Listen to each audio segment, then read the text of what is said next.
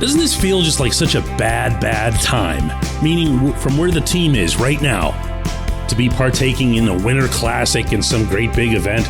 Good morning to you. Good Monday morning. I'm Dejan Kovacevic of DK Pittsburgh Sports. This is Daily Shot of Penguins. It comes your way bright and early every weekday if you're into football and or baseball. I also offer daily shots of Steelers and Pirates where you found this. It is Penguins versus Bruins at 2 o'clock today. Winter Classic, Fenway Park, national TV, all that other stuff, and the pageantry and the different uniforms and the tassel caps. And admit it, this is going to be the first time you'll have watched one of these things, whether it was Winter Classic, Stadium Series, whether it was in Pittsburgh or Chicago or Boston or wherever, and thought to yourself, dude, just need the 2 points, okay? Am I right?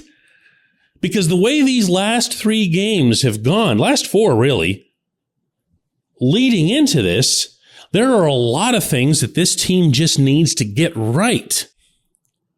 And now having them out there getting interviewed between the panes of glass and then seeing whether or not they slip on puddles because it's too warm or too cold or the sun is glaring in the goaltender's eyes and all that other stuff, it feels like frivolous.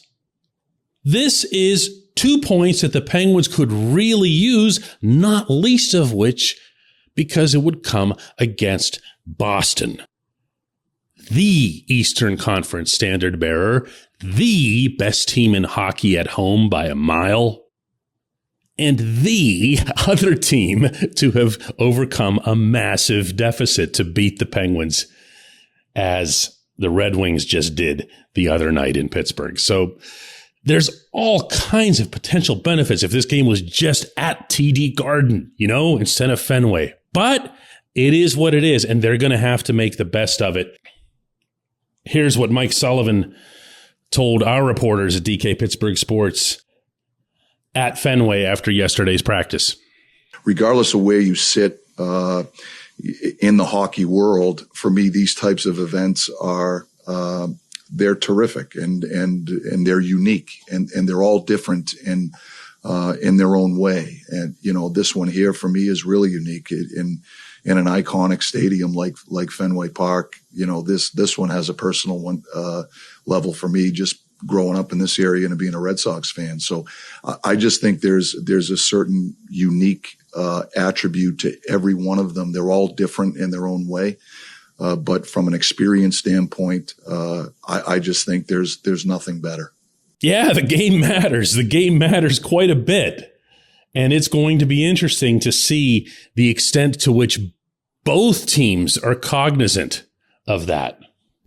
This portion of Daily Shot of Penguins is brought to you by the good people at the Greater Pittsburgh Community Food Bank, where they're committed to providing food for all of our neighbors in need across Western Pennsylvania. They, in turn, need your help. Find out how $1 can be turned into 5 full meals. For those in need, visit pittsburghfoodbank.org. So again, the spectacle notwithstanding, they would really benefit, the Penguins would, if they just played a better brand of defensive hockey. Just do that.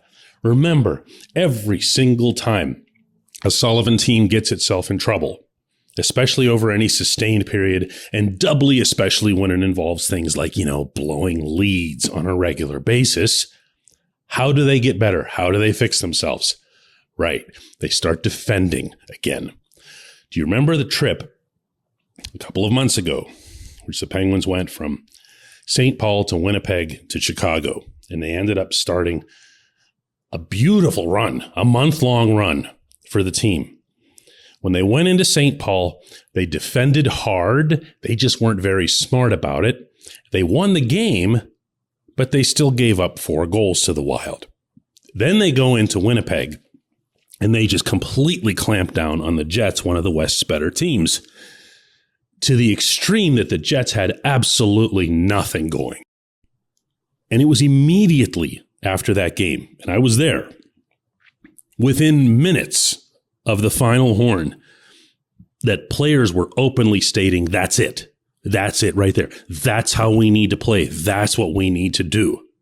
Well, they ended up doing it for the most part. And they went along with the thought process that the goals will just come because we have that many guys here who can score. And even though the power play wasn't going at the time, the power play eventually came around. And they do, in fact, have those players. And they do, in fact, have that capability. But the defense requires, the defending requires flipping the on-off switch. And it has to happen at some point. Maybe it won't be today. Maybe everyone will get so whatever over the atmosphere and looking around the green monster and everything else that it'll just become, the game itself will just become, I don't know, or some of these problems or some of these issues will become something of a subconscious thought instead of what's at the forefront. Or, not to be ruled out, the Bruins could just steamroll them because the Bruins are really, really good. But it's going to happen on this trip. And yes, it is a trip because the Penguins are flying from Boston to Las Vegas and then to Phoenix. And say what you want about the Penguins already having beaten the Golden Knights and how the Coyotes are supposed to be one of the league's worst teams, but the Golden Knights are very, very good. And they're a tough team to defend because they play a certain style where they send everybody, pucks and bodies and everything, to the net. And the Coyotes quietly have been scoring a whole lot of goals. So at some point or other on this 3-game trip that will begin with this great big splash today, the Penguins are going to have to find or rediscover is probably a better way to put it, their inner Winnipeg form. When we come back, J1Q.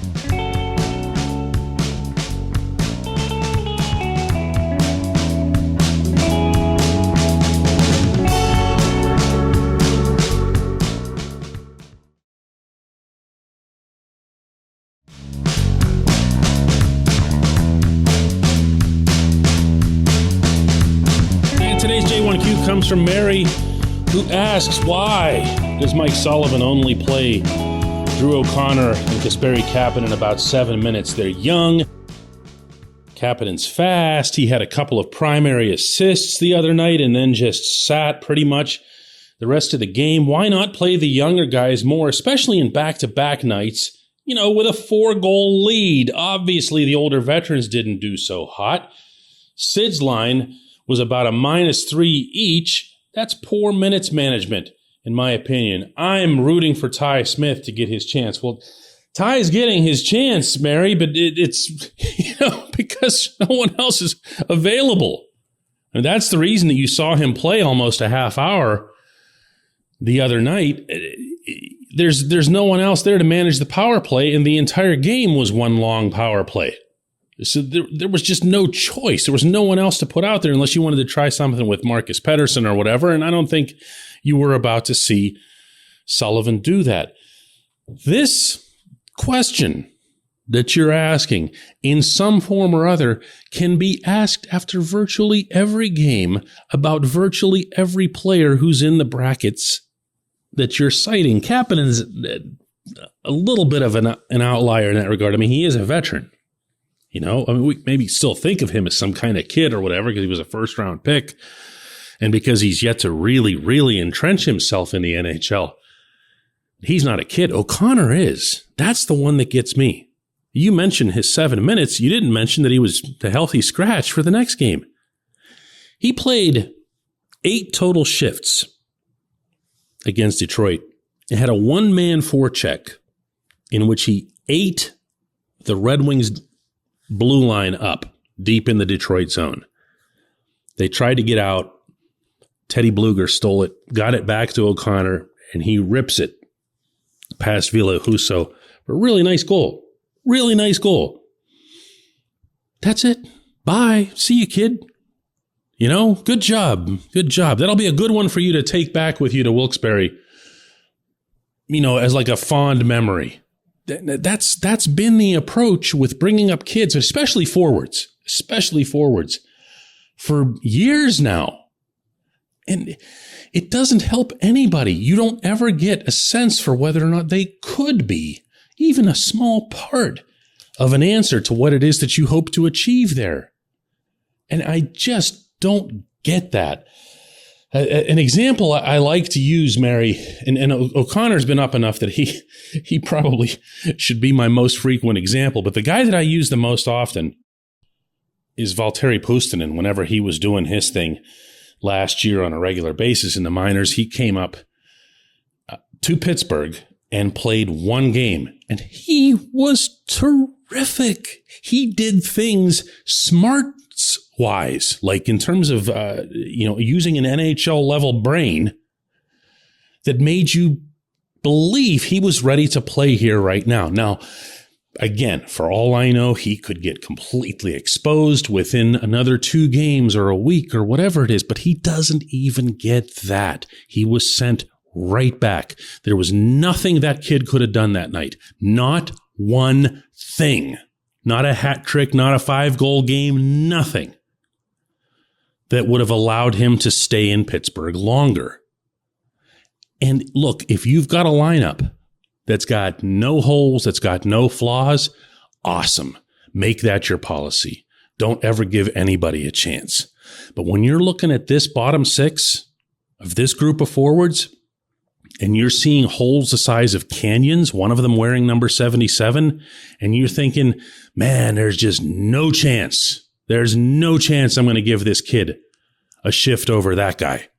Something's wrong. Something's actually legitimately, not narratively, but for really wrong. I appreciate the question, Mary. I appreciate everybody listening to Daily Shot of Penguins. Let's do another one tomorrow.